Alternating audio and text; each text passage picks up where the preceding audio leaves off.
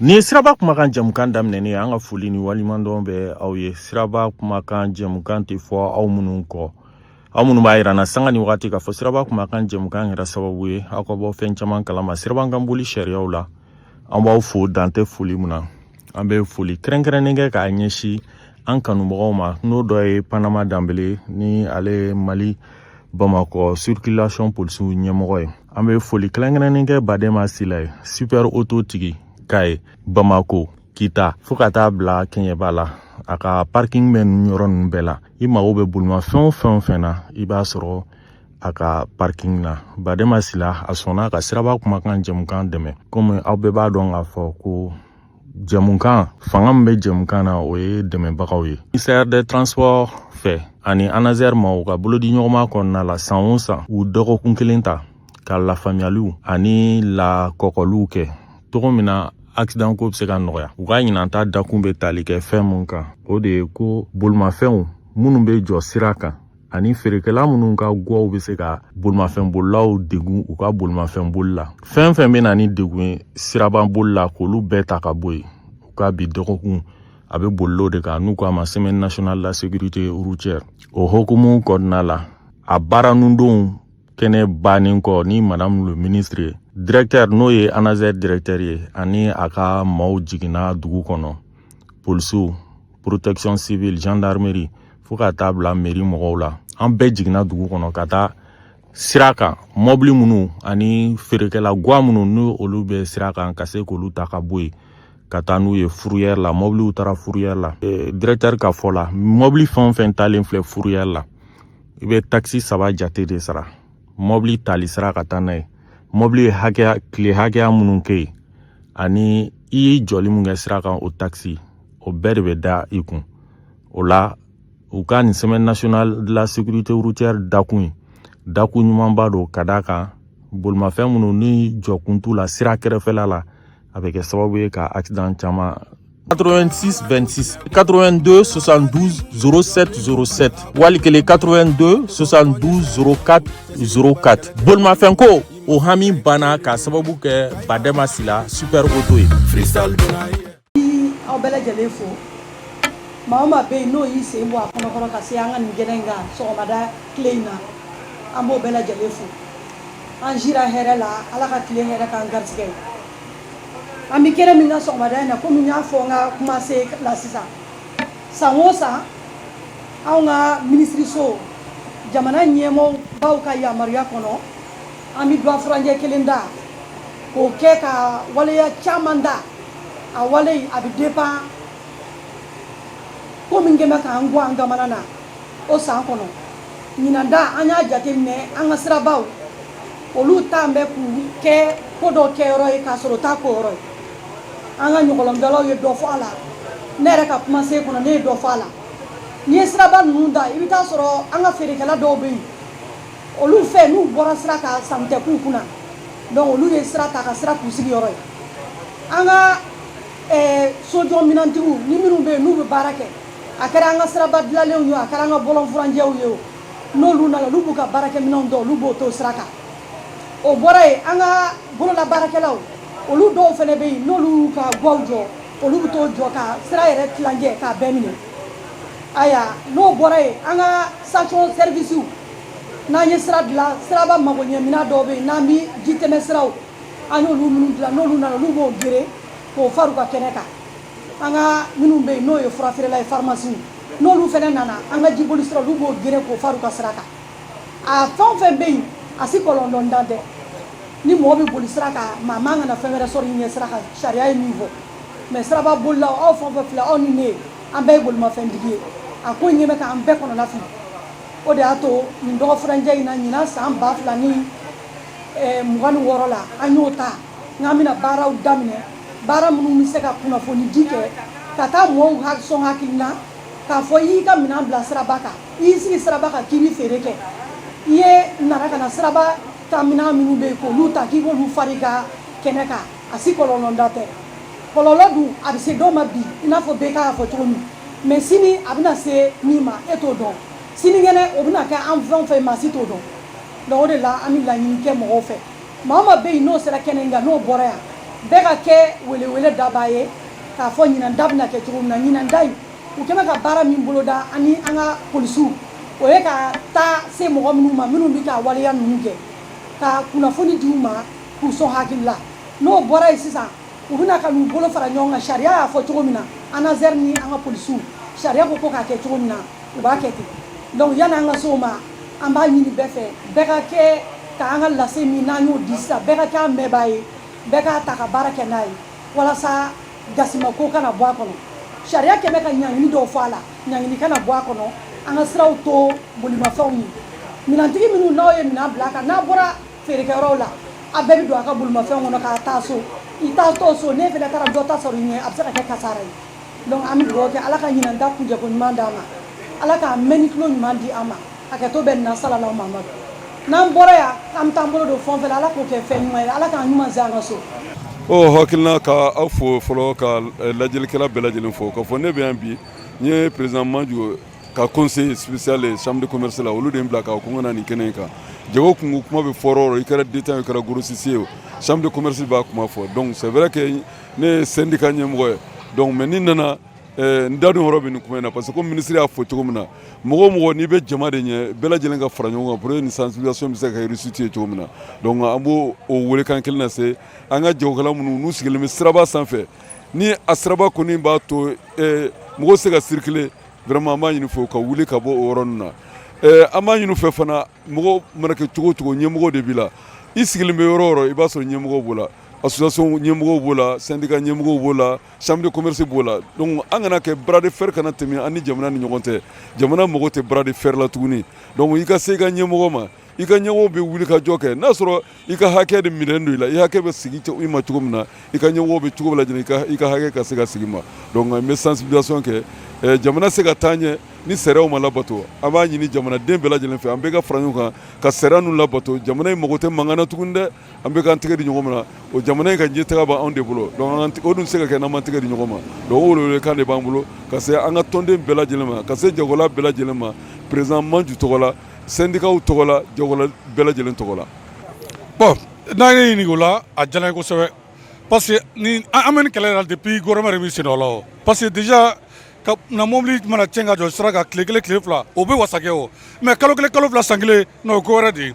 o ye tiɲɛni de ye jamana yɛrɛ ma parce que ko caman b'a kɔnɔ banque bɛ se ka don a kɔnɔ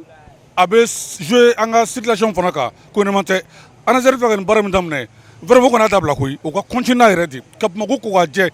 hali nɛgɛso kolon minnu bɛ jɔ gidɔrɔnda la u k'a bɛɛ ta ka bɔ yen kuma tɛ mobili yɛrɛ ma a bɛɛ an ka sira ka fɛɛrɛ quoi an b'a ladeli o de la voilà ni sen ta in dɛ depuis bi ta an ye ba kelen fɔ parce que san dɔ la o delila ka kuma fɔ a lancement kɛla o y'a daminɛ o tilala k'a dabila mais an b'a ladeli sisan min daminɛ filɛ nin ye a ka kɛ ko continuer ka taa fɛ a kana dabila dɛ u ka continuer hali ni ANASER sɛgɛnna u ka jɛ ni an population mɔgɔ yɛrɛ b'u dɛmɛ ka baara kɛ an yɛrɛ pɛrɛnn'o o kama parce que jateminɛ kɛ ni Mali tɛ tɛ ne jamana si la Mali dɔrɔn ni Mali tɛ ka mobili kolon jɔ sarada la i t'a jamana si la ni Mali yɛrɛ tɛ ko ɲɛnama tɛ a man ɲi vraiment ANASER ye min daminɛ vraiment an b'a deli ala ka a fanga don bɛɛ lajɛlen la an minnu fana b'u nɔfɛ ala ka kɛnɛya ni a farifoni don a bɛɛ lajɛlen na an ka jɛ an ka kɛ ɲɔgɔn fɛ inshallah degun kɔni don diyagoya la mais degun min don a fɔra ne ka bila dɛ an t'an dogo mɔgɔ si la a fɔra bɛɛ ne ka bila hali mobili dɔw taara sɔgɔmada na papier nɔrɔlen b'u kan a ye mobili ta ka bɔ yan ni don cɛ papier b'a bɛɛ la hali garage filɛ u taara garage kɔnɔmɔgɔw aviser a ka mobili kolon minnu bɛ garage da la a ye fɛɛrɛ k'a ka o ladon a fɔra bɛɛ ne bɛɛ b'a kalama ni mɔgɔw k'a ta kalama o cogo la ten bɛɛ b'a kalama wala ni mɔgɔ min ta tala ka taa i b'a ta n'ala ye dɛ ni faso ye min kɛ a kɛla de an bɛ faso de fana kɔ an tɛ mɔgɔ ko dɛ ni faso ye min kɔ hali ni faso ko mobili kana heure fila kɛ yan k'a bɛ ta ka taa n'a ye an pɛrɛnnen don a kama an tɛ k'a kɛ miiri la ye yan section dépôt b'an bolo ye o giri b'an bolo ye o n'i taara mobili jɔ si c'est mal garé a bɛ ta ka taa kɛ a bɛ taa n'a ye GMS la i bɛ taa wari sara k'a labɔ o ye diyagoya de ye o kuma tɛ nin ma k'a jɔ kalo kelen kalo fila c'est pas bon wala o ne hakilata ye wala bon ne bɛ min ɲini jamanadenw fɛ an balima maliyɛnw fɛ an ka faso nin jɔrɔ fɔlɔ o de ka gɛlɛn kosɛbɛ jamana nin dɛ an ka jamana lajɛ an ka hinɛ jamana nin na an ka jamana lajɛya an de bɛ se ka jamana lajɛya dɛ exemple a b'a kɛ to dɛ n taara jamana dɔ la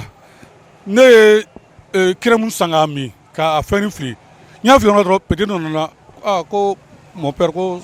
wallahi bila do se ko na do fana ko asina ka kram fen tam yere maloro yere ma quoi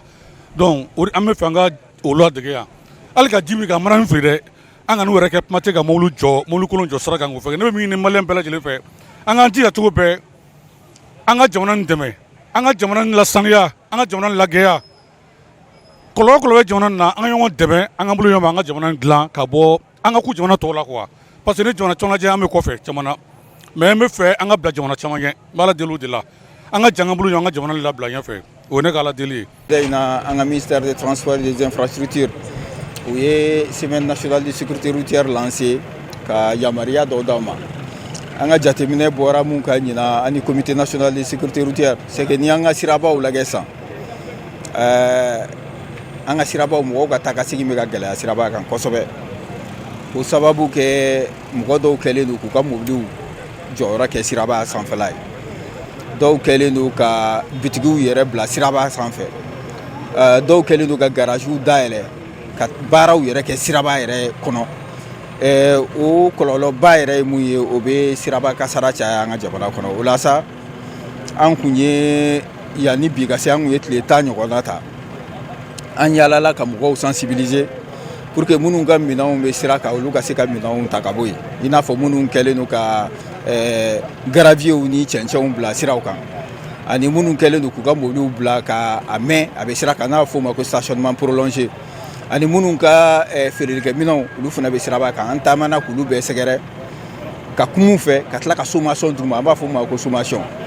k'a yir'u la k'a fɔ ko yan tɛ u sigiyɔrɔ ye donc ka se k'u ka minɛnw cɛ ka bɔ yen bi k'a daminɛ bi fo ka taa nin semaine ban semaine de sécurité routière hukumu kɔnɔ anw ko k'an bɛ bɔ de cette fois-ci mɔgɔ o mɔgɔ ne e ka mobili de tora sira kan ou bien n'i ka minɛn dɔw tora siraba kan an b'u ta an bɛ taa n'a ye fourrière la sariya ye mun fɔ n'i ka minɛn fana tara ka taa a bɛ calculer minɛn ta wari an ye minɛn gardeli wari ani infraction o bɛɛ ɲaganiw de bɛ da i kan i b'o sara sariya ye parce que siraba a dabɔra de ko mɔgɔw ka se ka taa ka segin kɛ a ma dabɔ feereli walima ka to ka minɛnw bila yen ka mɛn nin baara ye komi n y'a fɔ cogo mun na ni baara in yɛrɛ ka daminɛ an ye tile 10 ɲɔgɔnna ta ka sensibilisation kɛ ka sommation kɛ o n'a ta bɛɛ mɔgɔ damadamani bɛ yen ala barika la olu kɔni olu ka minɛnw cɛ ka bɔ yen parce que ni y'anw yɛrɛ lajɛ an ye sommation mun distribuer Mali kɔnɔ a ka ca ni sommation 3,000 ye tile 10 kɔnɔ mais Bamakɔ yɛrɛ ye sommation mun distribuer a bɛ ɲini ka 1,000 ɲɔgɔnna bɔ mais an bɔlen sisan o yɛrɛ y'a jateminɛ k'a fɔ mobili caman bɔra sira la mais o n'a ta bɛɛ mobili dɔw bɛ yen minnu bɛ yan san ni san olu bɛ sira kan an nana olu de ta an bɛ taa n'u ye fourrière la welewelekan min b'an bolo c'est que n'an ye nin semaine kɛ an ka laɲini ye mun ye ka se ka sira di a ka vocation sira vocation ye taga segin de sira ma dabɔ pour que obstruction ka kɛ ka siraba kasara caya an ka jamana kɔnɔ donc ni nin semaine fana tɛmɛna k'a fɔ k'a bɛ dan nin semaine dɔrɔn ma o tɛ dɛ semaine o kalo o kalo an bɛ i n'a fɔ n'an ka finitigiw an bɛ bɔ cogo min ani policiers an bɛ bɔ duguba kɔnɔ ani gendarmerie an bɛ bɔ dugutasiraw la an bɛ na nin baara in don an ka convention kɔnɔ kɔrɔlen an bɛ bɔ ka infraction de la circulation routière de lajɛ kosɛbɛ kosɛbɛ i n'a fɔ boli damatɛmɛjugu minnu tɛ ceinture siri minnu tɛ casque don nka nin na san tɔ la an bɛ na nin fana fara a kan walasa an ye baara mun kɛ mɔgɔw ka na tila ka segin ka na domaine public occupé tuguni ka kuma kun cɛ k'a fɔ maliyɛnw bɛɛ ɲɛna siraba kasara cayara an ka jamana kɔnɔ mais a caman bɛ yen o ye anw yɛrɛ jogo ye o y'anw yɛrɛ ka waleyaw ye i n'a fɔ minnu bɛ taa ka mobili to yen dɔ bɛna bali mobili la ka don a la ka accident de la circulation kɛ a tigi bɛ to a la walima a bɛ jogi o ye waleya ye mun cɛ man ɲi donc an bɛ a fɔ population bɛɛ ɲɛna siraba sariya u k'a bato parce que franchement san o san an bɛ nin welewelekan in fɔ san o san ni an ka statistiques lajɛ i b'a sɔrɔ ɲinan ta ala barika la dɔ bɔra sataw la nka minnu jogina kosɛbɛ minnu kɛra njuguratɔ olu de cayara donc an bɛ se k'u kɛlɛ cogoya kelen dɔrɔn la n'an sera ka siraba sariyaw labato 26 26 82 72 07 07 wali kele 82 72 04 04 bolimafɛn ko o hami banna k'a sababu kɛ badɛma sila super auto ye hakilila a ye faamuyali caman sɔrɔ an ka bi jɛmukan dakuna hakilila jiginna san o san minisiri mun ɲɛsinin no bolimafɛnko kunkanko ani sirabako kunkanko ɲɛnabɔli ma ka tɛmɛ ni a ka département ye n'o ye ANASER ye olu minnu sigilen no siraba lakanako kunkanko ɲɛnabɔli ma u bɛ kunɲɔgɔn kelen dakun dɔ ta ka baara kɛ n'o ye dakun in bi ta fɛn mun kan i bɛ taa sɔrɔ o wagati la o fɛn de kelen no ka siraba kanbolilaw k'u degun kosɛbɛ donc u b'o dakun in ta walasa fɛɛrɛw ni dabaliw ka se ka sɔrɔ laɲini ye fɛn mun ye siraba boli ka kɛ nɔgɔya la accident ko o bɛ se ka bali cogo min na hakili la a ye faamuyali caman sɔrɔ hakɛto bɛ nin kan salu ala Muhamad.